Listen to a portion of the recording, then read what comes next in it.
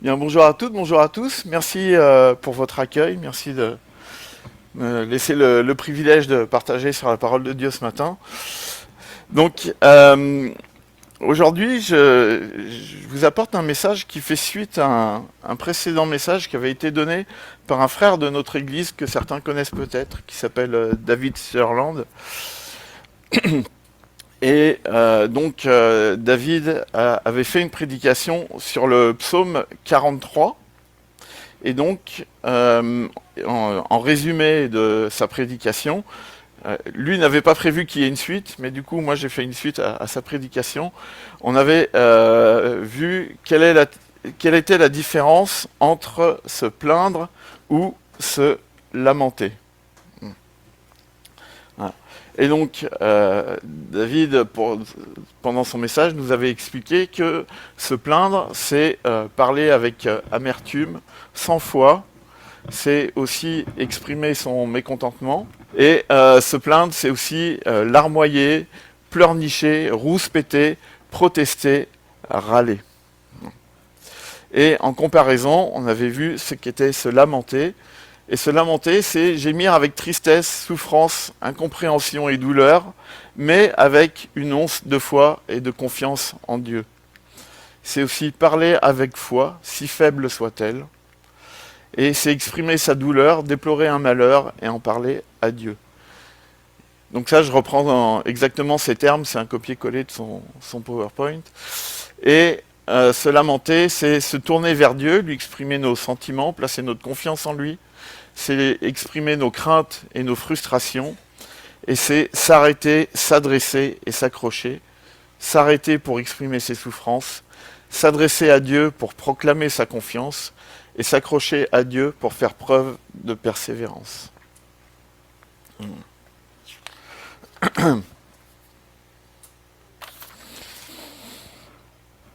Et donc, quand j'ai entendu ce message, ces deux mots, se plaindre et se lamenter, m'ont vraiment interpellé.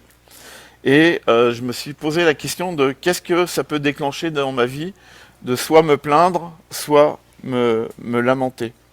Et donc je propose qu'on s'arrête sur cette réflexion ce matin. Et donc on va commencer par le mot se plaindre. Et se plaindre, c'est quelque chose de très facile. Hein, pour ceux qui ne savent pas ce que ça veut dire se plaindre, vous avez qu'à vous imaginer derrière le volant de votre voiture et vous allez très bien comprendre de quoi je parle. Et quand on voit ce que David avait dit sur se plaindre, râler, protester, exprimer son mécontentement, j'ai pensé que la suite logique de ça, on commence par râler, se plaindre, protester, on commence à être mécontent et on finit dans un état de colère. Et a priori, ça parle. Euh, et je reprends mon exemple de voiture de tout à l'heure. Avec Nathalie et les enfants, une fois, on était sur Auxerre, et puis il y a eu un petit accrochage entre une moto et une voiture. Rien du tout, il n'y avait pas de dégâts, il y avait pas de dégâts matériels, pas de maux corporels. Mais pour autant, le motard est descendu de sa voiture, de sa moto, le conducteur est descendu de sa voiture et ils ont commencé à se battre. Et voilà, parce qu'ils ont laissé place à la colère et ça les a amenés à des conséquences plus, on va dire, désastreuses. Voilà. Et la colère, elle n'est pas mauvaise en soi. Hein. On sait que même Jésus s'est mis en colère, mais le problème avec la colère, c'est qu'on la laisse facilement s'installer. Et au lieu de la maîtriser, on commence à la laisser nous maîtriser. Et c'est pour ça que Paul donne ce conseil aux Éphésiens, que votre colère s'apaise avant le coucher du soleil, pour justement pas rentrer dans une espèce de colère récurrente. Et si cette colère n'est pas vite maîtrisée, elle devient vite un poison. Donc elle commence par empoisonner le corps, et c'est pas pour rien que la Bible nous dit dans Proverbes chapitre 17 verset 20 qu'un cœur faux ne trouve pas le bonheur, et celui dont la langue est perverse tombe dans le malheur. Donc elle empoisonne le corps, ensuite elle devient un fardeau, parce que quand on est en colère, on doit en subir la peine. Elle égare aussi la raison, elle nous amène à faire des choses qu'on peut regretter par la suite, et elle devient incontrôlée et destructrice, et on finit par blesser non seulement les autres, mais parfois soi-même aussi. Et c'est pour ça que Paul nous met en garde, parce que tout à l'heure je vous ai partagé un bout de verset, mais là on va voir le verset complet. Dans Éphésiens au chapitre 4, les versets 26 à 27, mettez-vous en colère. Donc on voit que a priori c'est pas forcément mauvais de se mettre en colère, on peut avoir des raisons de se mettre en colère, mais n'allez pas jusqu'à pécher. Que votre colère s'apaise avant le coucher du soleil, ne donnez aucune prise au diable. Donc on peut voir qu'une colère non maîtrisée et qu'on laisse s'installer et habiter chez nous peut avoir des conséquences catastrophiques. Parce qu'en fait, si, d'après ce verset, si on laisse trop la colère s'installer, on risque de laisser la place au péché. Et donc Proverbe 29-22 est encore plus clair sur le sujet, puisque ça nous dit « Un homme en colère excite des querelles, et un furieux commet beaucoup de péchés ». Donc clairement, rentrer dans une colère récurrente, c'est laisser une porte grande ouverte au péché. Et donc je vous propose de lire une histoire dans la Bible pour illustrer mon propos. Et donc je vous invite à ouvrir vos Bibles, et on va aller dans Genèse au chapitre 4. Alors j'ai mis 1 à 11, en fait c'est 1 à 12, mais voilà, donc Genèse chapitre 4. Les 12 premiers versets. Tac. Donc, Genèse 4, versets 1 à 12. L'homme s'unit à Ève, sa femme. Elle devint enceinte et donna naissance à Caïn. Elle dit « J'ai formé un homme avec l'aide de l'Éternel. » Elle mit encore au monde le frère de Caïn, Abel. Abel devint berger et Caïn cultivateur. Au bout d'un certain temps, Caïn présenta des produits de la terre en offrande à l'Éternel. Abel lui aussi fit une offrande. Il présenta les premiers-nés de son troupeau, et en offrit les meilleurs morceaux. L'Éternel prêta attention à Abel et à son offrande, mais pas à Caïn et son offrande. Cela mit Caïn dans une grande colère, et son visage s'assombrit. L'Éternel dit à Caïn, « Pourquoi es-tu en colère, et pourquoi ton visage est-il si sombre? Si tu agis bien, tu te relèveras. Mais si tu n'agis pas bien, le péché est tapi à ta porte. Son désir se porte vers toi, mais toi, domine-le. » Mais Caïn dit à son frère Abel, « Allons au champ. » Et lorsqu'ils furent dans les champs, Caïn se jeta sur son frère Abel et le tua. Alors l'Éternel demanda à Caïn, « Où est ton frère Abel ?»« Je n'en sais rien, répondit-il. Suis-je le gardien de mon frère ?» Dieu lui dit, « Qu'as-tu fait ? J'entends le sang de ton frère crier vengeance depuis la terre jusqu'à moi. Maintenant, tu es maudit et chassé loin du sol qui a bu le sang de ton frère, versé par ta main. Lorsque tu cultiveras le sol, il te refusera désormais ses produits. Tu seras errant et fugitif sur la terre. »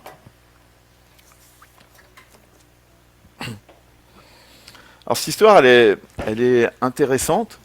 Et on voit Caïn qui passe par les quatre états dont on a parlé tout à l'heure. Donc on voit son visage qui s'assombrit.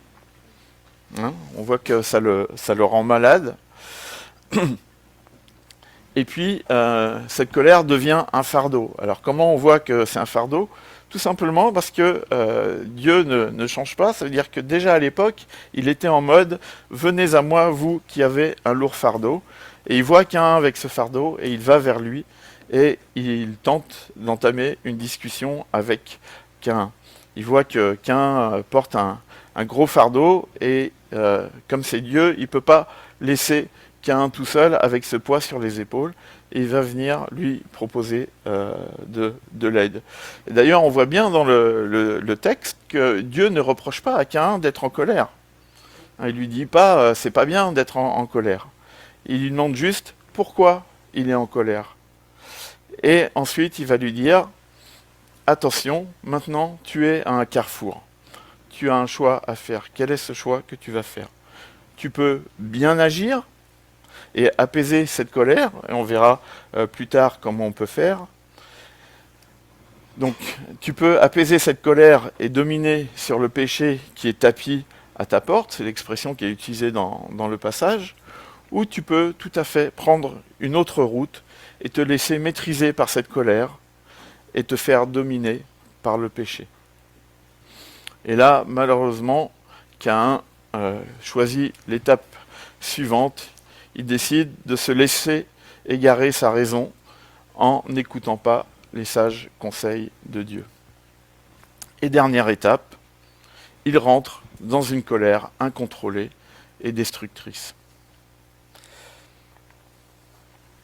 C'est une colère qui est destructrice pour les autres, puisque malheureusement, on le lit dans l'histoire, Abel en paye les conséquences et meurt, mais elle est aussi destructrice de lui-même. Déjà, il commence par mentir à Dieu et presque à lui faire des reproches. Il y a Dieu qui vient vers lui pour lui demander où est son frère, et lui, il répond « J'en sais quoi, moi ? Pourquoi tu me demandes ça à moi? Est-ce que moi, je suis responsable de mon frangin ?» C'est ton job, ça. Et si tu l'avais fait, ton job, on n'en serait peut-être pas arrivé à là. Alors ça, c'est pas écrit dans le texte, mais on peut imaginer que ce soit ce genre de discours qui soit arrivé dans la tête de Caïn. Et donc, quelle est la conséquence? Après avoir détruit la vie d'Abel, il détruit sa propre vie. Et donc, on peut le voir au verset 11 et 12 qu'on a lu ensemble. Maintenant, tu es maudit et chassé loin du sol qui a bu le sang de ton frère versé par ta main.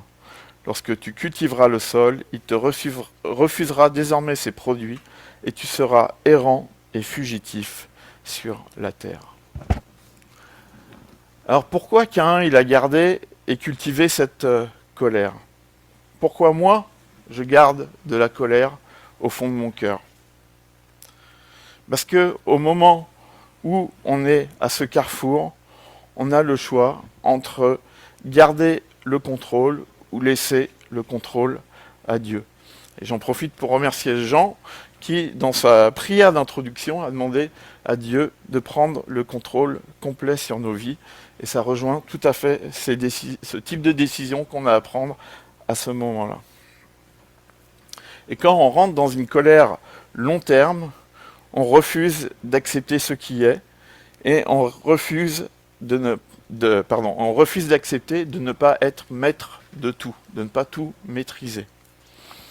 Et on va laisser s'installer en nous l'aigreur et tous ces sentiments-là, pensant qu'on est maître de tout, et on va commencer à faire des plans sur la comète qui, comme Caïn, ne sont pas toujours si bons que ça, et qui nous amènent à l'irréparable, en pensant naïvement qu'on peut tout contrôler et tout régler par nous-mêmes. Mais le diable est très malin, parce que c'est juste une illusion de puissance. La colère te donne l'impression de tenir quelque chose, mais en réalité, c'est elle qui te tient. Et le plus dramatique, c'est qu'on a pu voir où ça a amené Caïn. Il a commencé à faire des reproches à Dieu. Mais c'est logique. Si on laisse le péché s'installer dans nos vies, sachant que Dieu a horreur du péché, forcément, il va s'installer une cassure entre lui et nous. Et tout à l'heure, je vous ai demandé d'imaginer Caïn en train de faire des reproches à Dieu sur la situation. Et même si ce n'est pas écrit, je peux imaginer que dans ta propre vie, c'est probablement déjà arrivé. Et malheureusement, je vous en parle en connaissance de cause. Je ne suis pas du tout là en accusateur ce matin. Il y a eu une période de ma vie où rien n'allait comme je voulais en tout cas. Et j'ai fini par rendre Dieu responsable de tout. Alors, merci Seigneur, j'ai tué personne, mais ça, je connais très bien. Et je peux vous le prouver.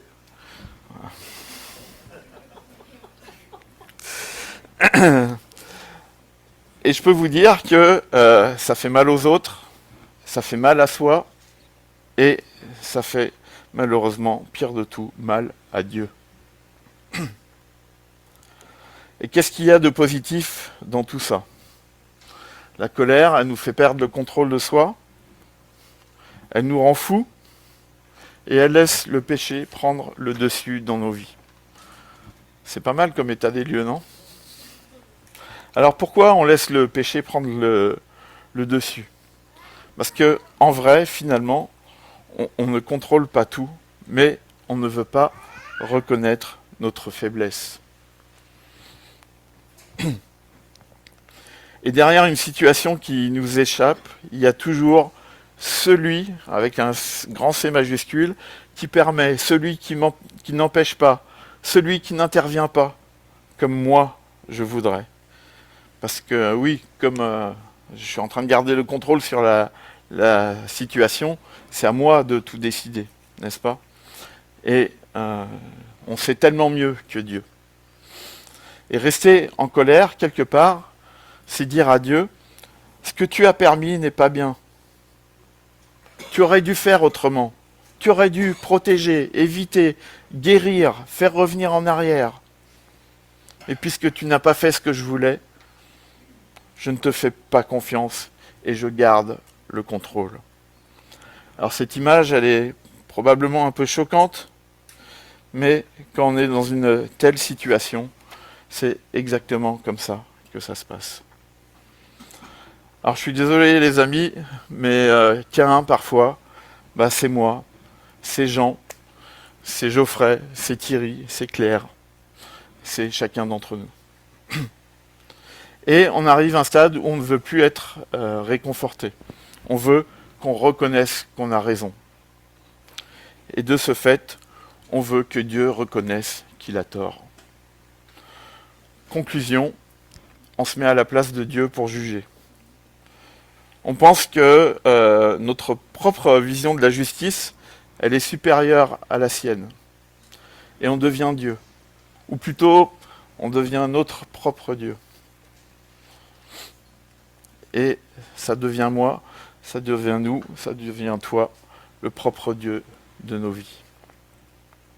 Alors il faut bien comprendre un truc. Oui, des fois, les choses ne se passent pas comme je veux. Oui, parfois, on m'a manqué de respect, on m'a fait du tort. Et peut-être que je crois que je vais rétablir les choses par mes propres forces. Mais Dieu, jamais il a promis qu'on aurait le contrôle sur nos vies. Ce qu'il a promis, c'est que ce serait lui, comme a prié Jean tout à l'heure, ce serait lui qui aurait le contrôle sur nos vies. Et pourquoi? Pas pour nous embêter, pour notre bien. Et quand j'ai lu un passage il y a quelque temps dans le Nouveau Testament qui m'a un peu interpellé dans le chapitre de Marc, et deux versets qui sont en rapport avec ça, qui nous parlent du lâcher-prise. Donc Marc, au chapitre 8, les versets 34 et 35.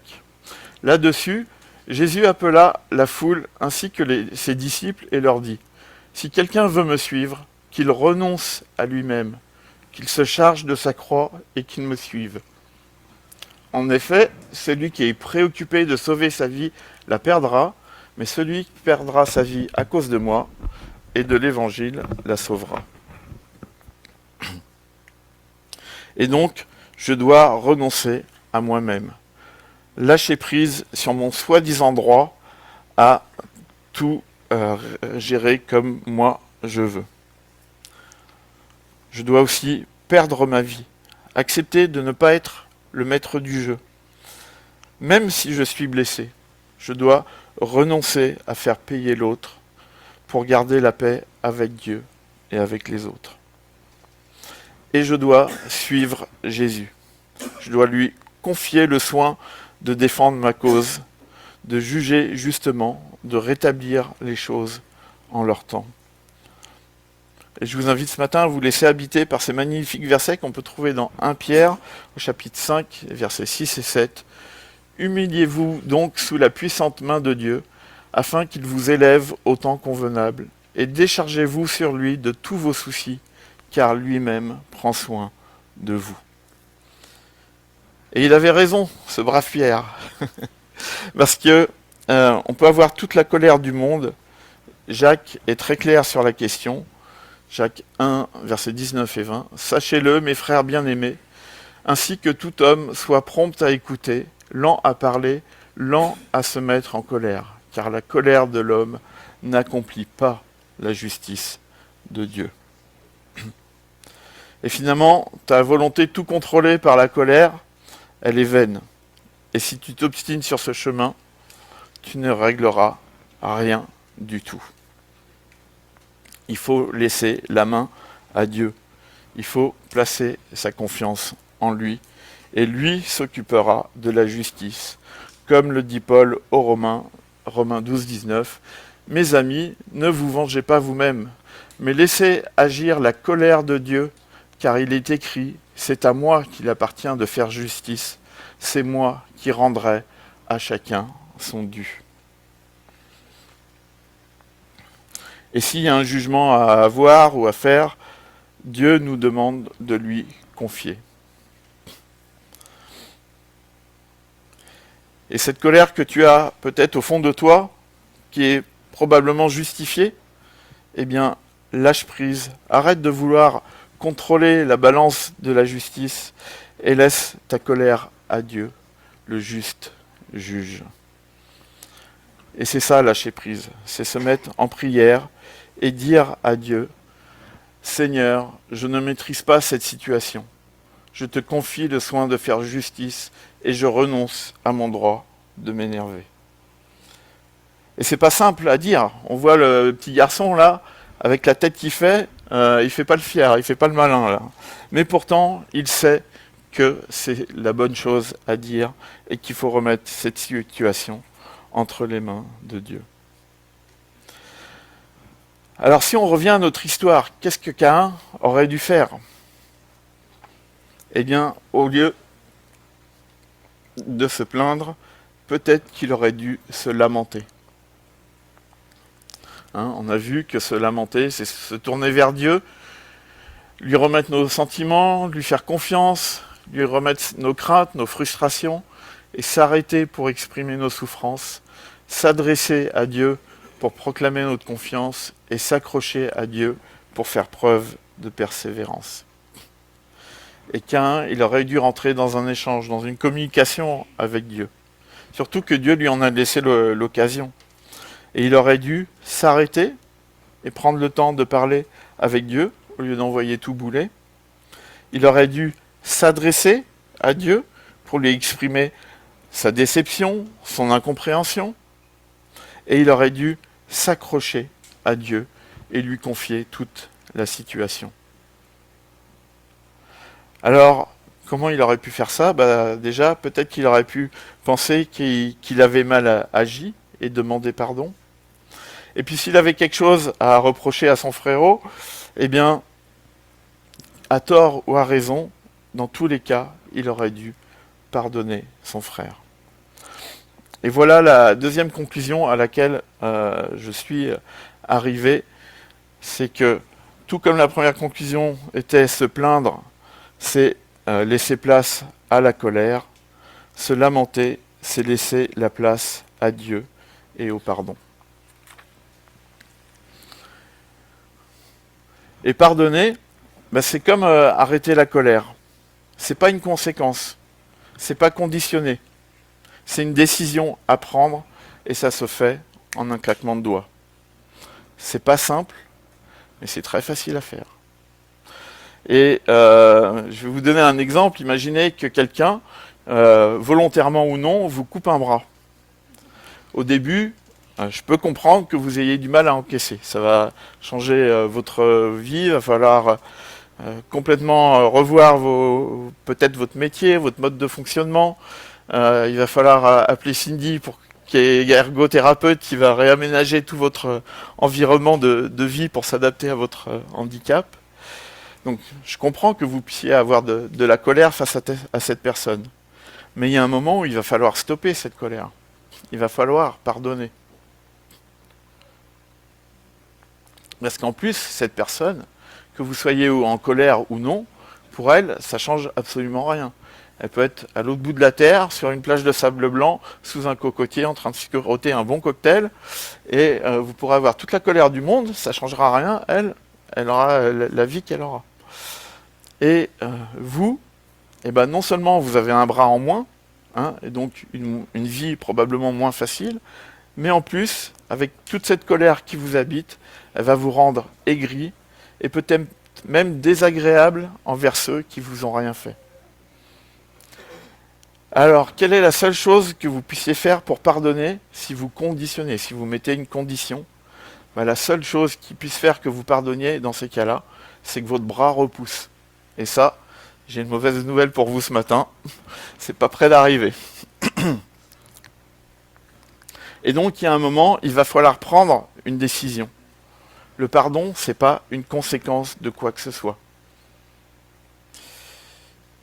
Et tout à l'heure, je vous ai donné un aperçu de mon témoignage personnel, et donc il y a eu une période où j'étais très en colère contre Dieu. Et Dieu a permis que sur le temps d'un week-end, il y ait 3 frères différents, à 3 moments différents de l'Église qui m'ouvrent les yeux sur l'état dans lequel j'étais. Et le dimanche qui a conclu ce week-end, j'ai pris cette décision de ne plus être en colère. Et j'ouvre juste une parenthèse, ça montre tout l'intérêt d'avoir une communion fraternelle et de vivre sa foi en église. Ça permet de pouvoir se faire accompagner par les frères et sœurs. Parenthèse fermée. Et comme Caïn aurait dû faire, j'ai pardonné à Dieu alors qu'il n'avait rien fait. En d'autres mots, je me suis repenti. Et qu'est-ce qui avait changé autour de moi pour que je prenne cette décision? Eh bien, rien du tout. Parce que ne plus être en colère, parce que pardonner, ce n'est conditionné à rien du tout. D'ailleurs, si on lit Marc, chapitre 11, le verset 25, on voit bien qu'il n'y a aucune condition de citer. Quand vous priez, si vous avez quoi que ce soit contre quelqu'un, pardonnez-lui, pour que votre Père Céleste vous pardonne, lui aussi, vos fautes. Il n'y a pas écrit « si ceci, cela », alors pardonnez. On voit même que si vous êtes en train de prier et que vous vous rendez compte qu'il faut pardonner à quelqu'un, arrêtez-vous de prier et pardonnez cette personne. Et la seule condition, c'est votre volonté. Le pardon, c'est une décision, c'est pas un sentiment.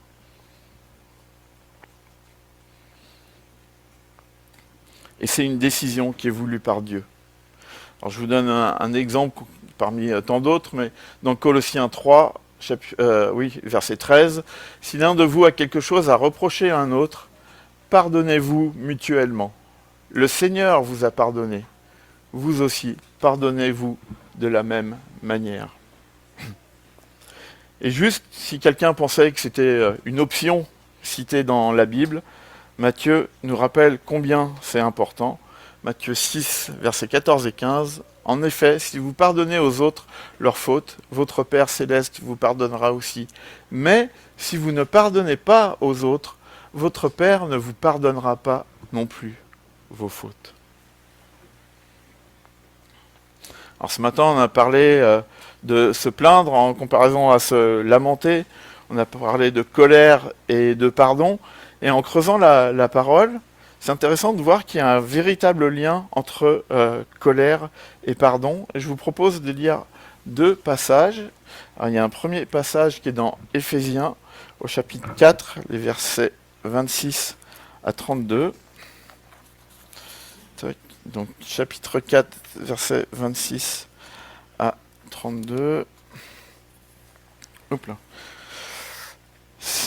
C'est pourquoi, débarrassez du mensonge, que chacun de vous dise la vérité à son prochain. Ne sommes-nous pas membres les uns des autres? Merci. Mettez-vous en colère, mais n'allez pas jusqu'à pécher. Que votre colère s'apaise avant le coucher du soleil. Ne donnez aucune prise au diable. Donc ça, c'est ce qu'on avait vu tout à l'heure. Que le voleur cesse de dérober, qu'il se donne plutôt de la peine en travaillant honnêtement de ses mains pour qu'il ait de quoi donner à ceux qui sont dans le besoin. Ne laissez aucune mauvaise parole franchir vos lèvres, ayez au contraire des paroles empreintes de bonté qui aident les autres à grandir dans la foi selon les besoins. Ainsi elles feront du bien à ceux qui vous entendent. N'attristez pas le Saint-Esprit, car par cet esprit, Dieu vous a marqué de son sceau comme sa propriété pour le jour de la délivrance. Amertume, irritation, colère, éclat de voix, insultes, faites disparaître tout cela du milieu de vous, ainsi que toute forme de méchanceté. Soyez bons et compréhensifs les uns envers les autres. Pardonnez-vous réciproquement, comme Dieu vous a pardonné en Christ. Et deuxième passage, un peu dans le même état d'esprit, c'est dans Colossiens, au chapitre 3, les versets 8 à 13. Donc Colossiens 3, versets 8 à 13. Mais à présent, débarrassez-vous de tout cela. Colère, irritation, méchanceté, insultes ou propos grossiers qui sortiraient de votre bouche. Donc on voit que tous ces comportements sont liés à notre ancienne nature.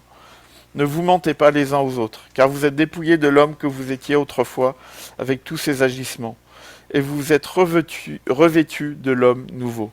Celui-ci se renouvelle pour être l'image de son Créateur, afin de parvenir à la pleine connaissance. Pour ce qui le concerne, il n'y a plus de différence entre juifs et non-juifs, entre circoncis et incirconcis, étrangers, barbares, esclaves, hommes libres. Il n'y a plus que Christ, lui qui est tout en tous.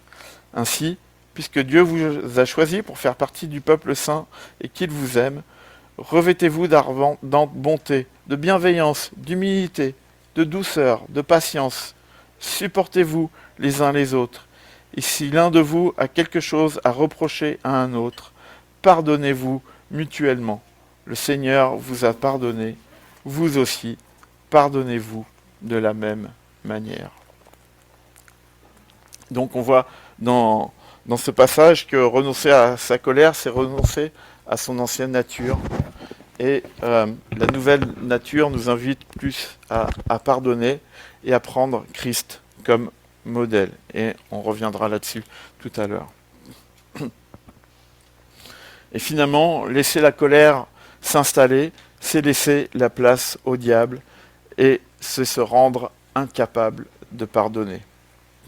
Alors que pardonner, comme Dieu nous invite à le faire dans sa parole, c'est couper cette mauvaise dynamique avant qu'elle ne puisse vous pourrir de l'intérieur et vous amener à faire des dégâts qui sont irréparables, comme l'a fait Caïn et d'autres dans la Bible. Alors ce matin, on a déjà vu pas mal de passages bibliques, donc je ne vais pas vous faire lire Galates 5 avec les fruits de l'esprit, mais on voit dans les fruits de l'esprit que ce qui appartient à l'homme sans Dieu, ce sont les haines, les querelles, la jalousie, les accès de colère, les dissensions, les divisions. Et pour les héritiers du royaume, qui sont habités et qui profitent du fruit de l'esprit, le fruit de l'esprit, c'est l'amour, la joie, la paix, la patience, l'humilité, la bonté, la fidélité, la douceur, et très intéressant aussi, la maîtrise de soi. Alors peut-être que ce matin, ça pique un peu, et c'est vrai que ces jolis mots, on les connaît parfois par cœur, mais comment est-ce qu'ils résonnent dans ta vie aujourd'hui ? Parce que non seulement il n'y a pas de conditions, non seulement on ne doit pas attendre que notre bras repousse, Mais en plus, Matthieu nous le rappelle, je dois pardonner de façon illimitée. Et donc, après avoir dit ça, dans Matthieu 18, là, on a l'histoire de la parabole de l'homme qui ne veut pas pardonner pour les 100 deniers qu'on lui doit, alors que lui, on vient de le pardonner pour les 10 000 talents qu'il devait. Alors, j'ai regardé un peu, un talent, c'est 6 000 deniers. Ça veut dire que, en fait, lui devait 60 millions de deniers, pendant qu'on lui en devait que 100. Et quel est le résultat pour cet homme-là? Et son maître, irrité, le livra au bourreau jusqu'à ce qu'il lui payait tout ce qu'il devait. Mais c'est qui ces bourreaux? Quand on garde cette colère en nous, quand on ne veut pas pardonner, qui sont ces bourreaux? L'amertume, l'aigreur, la noirceur, l'isolement, la tristesse, la dépression. Et malheureusement, c'est ainsi que mon Père Céleste vous traitera si chacun de vous ne pardonne pas à son frère de tout son cœur. Et si vous êtes chargé d'un fardeau trop plein de colère, eh bien répondez à l'appel de Jésus qui vous invite et qui vous dit « Venez à moi, vous tous qui êtes accablés sous le poids d'un lourd fardeau, et je vous donnerai du repos. Prenez mon joug sur vous, et mettez-vous à mon école, car je suis doux et humble de cœur, et vous trouverez le repos pour vous-même. Oui, mon joug est facile à porter, et la charge que je vous impose est légère. » Et je connais une personne qui était fâchée avec son papa, et qui parlait plus du tout à son père, qui avait plus aucun contact.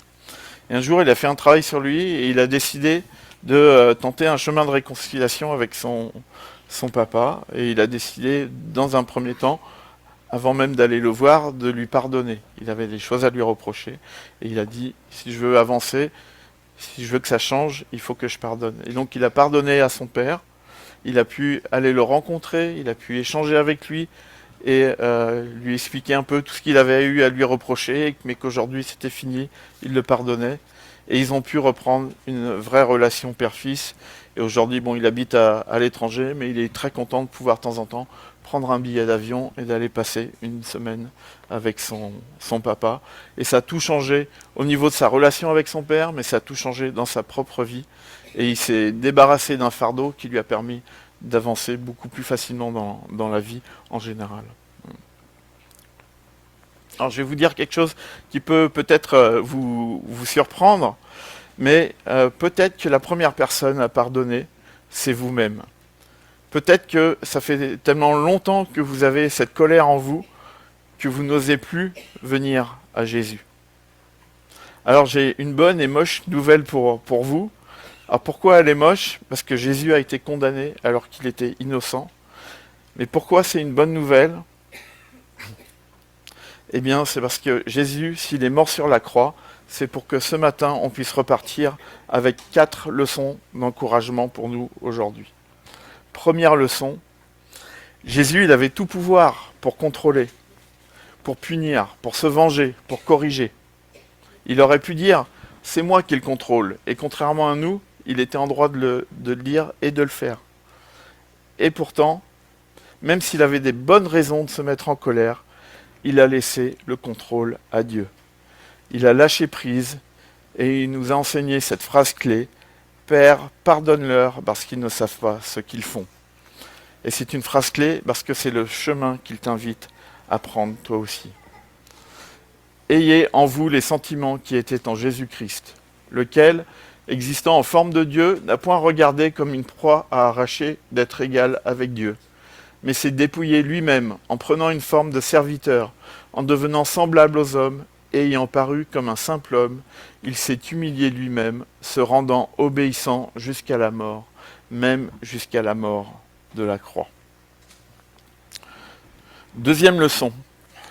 Jésus, il aurait pu appeler 12 légions d'anges pour venir le sauver. C'est pas moi qui l'invente, c'est écrit dans la Bible. Il aurait pu juger ses bourreaux et tout retourner du revers de la main. Mais il a laissé le juste juge agir. Il nous a laissé un exemple pour que, au moment où tu es victime d'injustice, toi aussi, tu remettes ça au juste juge. C'est à cela que Dieu vous a appelé, car Christ a souffert pour vous en vous laissant un exemple pour que vous suiviez ses traces. Il n'a commis aucun péché. Ses lèvres n'avaient produit la tromperie. Injurié, il ne ripostait pas par l'injure. Quand on le faisait souffrir, il ne formulait aucune menace, mais remettait sa cause entre les mains du juste juge. Il a pris nos péchés sur lui et les a portés dans son corps, sur la croix, afin qu'étant mort pour le péché, nous menions une vie juste. Troisième leçon, Jésus il est là, sur la croix, et personne ne lui a encore demandé pardon. Pas Judas, pas les pharisiens, pas le Sanhédrin, pas les soldats, pas Pilate, pas même Pierre. Mais lui, il prie. Il prie son Père pour qu'il les pardonne.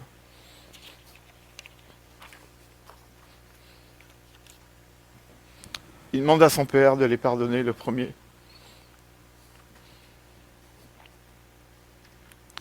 Et le pardon de Jésus, il ne dépend pas de l'attitude des autres. C'est une décision qui vient de son cœur. Il n'attend pas que les clous ressortent de ses mains, que ses plaies disparaissent, que son bras repousse. Et tout ça pour que moi aussi, je puisse être prompte à pardonner, comme Jésus me l'a montré. Jésus pria, « Père, pardonne-leur, car ils ne savent pas ce qu'ils font. » Quatrième leçon. Encore des pécheurs. Jésus, il n'a même pas attendu qu'on prenne conscience de nos péchés. Il n'a pas attendu qu'on se repente. Il n'a pas attendu qu'on se convertisse. Il n'a même pas attendu qu'on se fasse baptiser. Avant tout ça, il est mort pour toi. Il est mort pour que le jour où tu l'accepterais, tu serais automatiquement pardonné par Dieu, sans condition, quel que soit ton passé obscur. Et toi, tu attends que ton bras repousse pour pardonner ? Prends exemple sur Jésus et libère-toi de cette colère, de ce poison. Mais Dieu prouve son amour envers nous, en ce que, lorsque nous étions encore des pécheurs, Christ est mort pour nous. Alors, on pourrait dire encore plein d'autres choses sur le sujet, mais l'heure tourne et il est temps de conclure. Alors je vous propose quelques phrases de conclusion. La première, la personne qui ne pardonne pas pense qu'elle punit l'autre. En réalité, c'est elle qui reste prisonnière du passé. La personne qui rumine une injustice pense qu'elle garde les yeux ouverts. En réalité, elle s'aveugle sur tout le reste. La personne qui refuse de lâcher prise pense qu'elle est forte. En réalité, elle est devenue dépendante de sa propre amertume. La colère, c'est vouloir contrôler ce qui nous échappe. La foi, c'est lâcher prise pour que celui qui contrôle tout et qui est le juste juge prenne le relais et contrôle à notre place. Et dernier point, nous ne sommes pas Dieu. Je ne suis pas Dieu, tu n'es pas Dieu. Et c'est une bonne nouvelle, parce que le fardeau du contrôle nous écrase, et la croix nous invite à déposer ce fardeau, à pardonner et à recevoir la paix. Vous n'avez pas besoin de contrôler votre vie. Celui qui contrôle tout l'univers a donné sa vie pour vous. Si vous lâchez prise, vous ne perdez rien, vous gagnez tout. Et donc ce matin, on va prendre la Sainte Seine et on va pouvoir se rappeler que Christ est mort pour nous libérer de notre colère. Il est ressuscité pour qu'on puisse être pardonné et qu'on puisse aussi pardonner en suivant son exemple. Alors maintenant, je vais vous demander de fermer les yeux et puis on va se mettre en prière. Et je vais te demander d'aller sonder au plus profond de ton cœur. Peut-être aujourd'hui, tu as une colère enfouie contre un ami, un collègue, une personne de la famille, un frère ou une sœur en Christ. Et peut-être, et sûrement même si tu y réfléchis, une colère contre Dieu. Alors, je ne suis pas là pour te juger, j'ai déjà dit tout à l'heure, moi aussi je suis passé par là. Et Jésus qui t'aime vraiment n'est pas là non plus pour te juger, mais il veut que tu lui en parles. Et avant qu'on prenne la scène, je veux que tu y penses. Peut-être que tu te demandes pardon, peut-être que tu demandes pardon à Dieu, que tu te repentes. Dans 1 Corinthiens, au chapitre 11, le verset 29, il dit « Celui qui mange et boit sans discerner le corps du Seigneur, mange et boit un jugement contre lui-même. » S'il te plaît, fais que Christ ne soit pas mort en vain dans ta vie. Alors peut-être que c'est trop dur pour toi, là tout de suite. Moi, il m'a fallu des mois et plusieurs frères dans l'église, mais va en parler à quelqu'un à la fin du culte. Tu es dans la maison de Dieu. Et c'est le devoir des frères et sœurs de te venir en aide.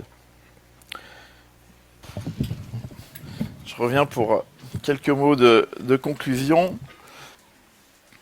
Alors j'ai commencé tout à l'heure en mettant David de notre église à l'honneur, donc je vais le remettre à l'honneur à la fin. Et en fait, David avait conclu son message avec ce qu'il avait appelé les 4 oreillers. Et j'avais trouvé ça très, très adapté.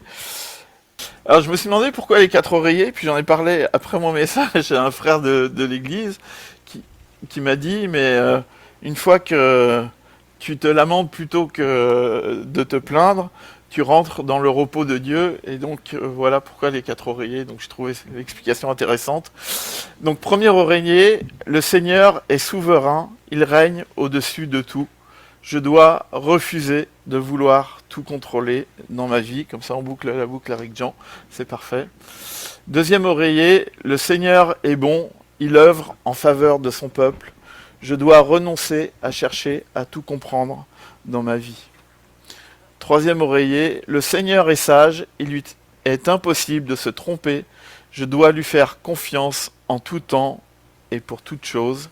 Et donc le dernier oreiller de David était « Le Seigneur est éternel, il vit en dehors du temps. Je dois apprendre la patience. » Et pour conclure tout ça, je vous laisse avec un beau verset de conclusion.